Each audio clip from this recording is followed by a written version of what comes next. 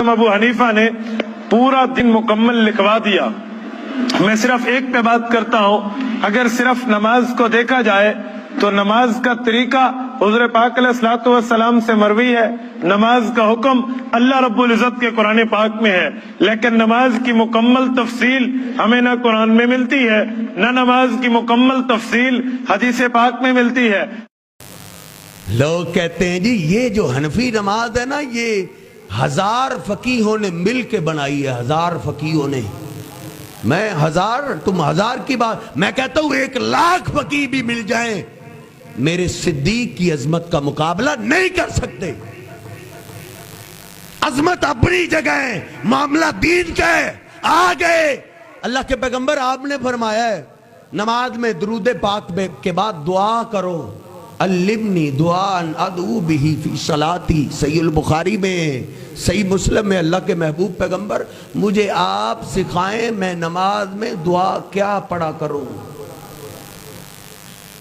وہ جانتے تھے ادھر اپنی مرضی نہیں ہے، ادھر مولویوں کو پتہ ہے ہمیں کون سا کسی نے پوچھنا ہے۔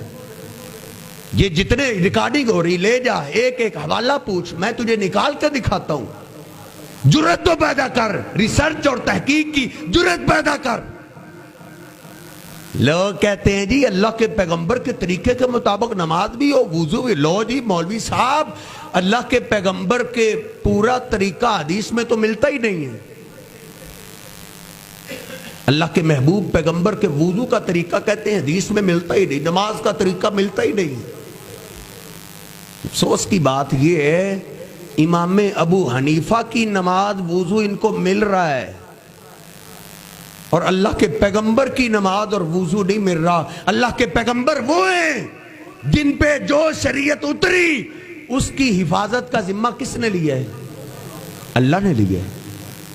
اِنَّا نَحْنُ نَزَّلْنَا الذِّكْرَ وَإِنَّا لَهُ لَحَافِظُونَ۔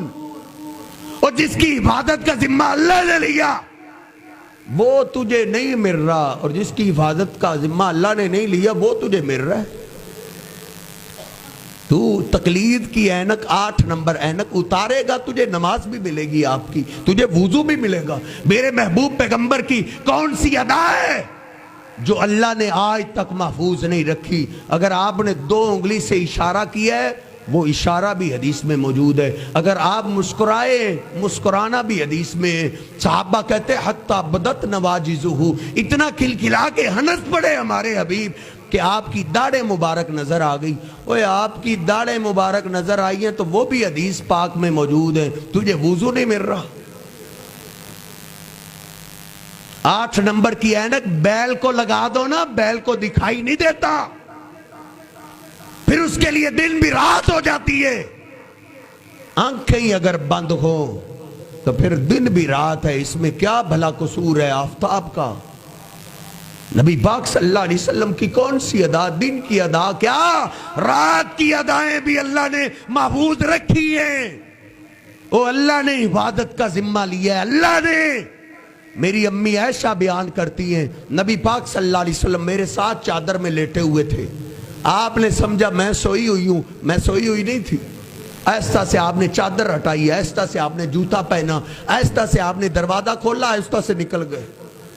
امی عائشہ فرماتی میں بھی اٹھی، میں کہا کرتا ہوں میری امی عائشہ کو میرے رب نے نہیں سونے دیا تھا، او ایس اٹھو۔ اگر تم سوئی رہی تو میرے بندوں تک میرے محبوب کی یہ ادا کون پہنچائے گا؟ میری امی بیان کرتی ہے میں نکلی اپنے گھر سے، میں اپنے محبوب پیغمبر کے پیچھے پیچھے روتی بیان کیا کرتی تھی، انی لفی شان و ان حبیبی لفی شان۔ میں کیا سمجھ رہی تھی اللہ کے محبوب پیغمبر کیا کر رہے؟ میں نے سمجھا شاید آپ کسی بیوی کے گھر اور کسی بیوی کے پاس چلے گئے، لیکن جب میں آپ کے پیچھے نکلی، آپ قبرستان گئے، ادھر آپ نے لمبی دیر کھڑے ہو کے دعا کی، ہاتھ اٹھائے، ہاتھ نیچے آ گئے، پھر ہاتھ اٹھائے، پھر لمبی دیر دعا کی، پھر ہاتھ نیچے آ گئے، 3 دفعہ ایسے آپ نے دعا کیے۔ رات کی تاریکی میں ہاتھ اٹھا کے اللہ کے پیغمبر قبرستان جا کے دعا کر رہے ہیں، تو وہ بھی آج حدیث میں ہیں، تجھے دن کے وضو اور نماز نہیں مل رہے۔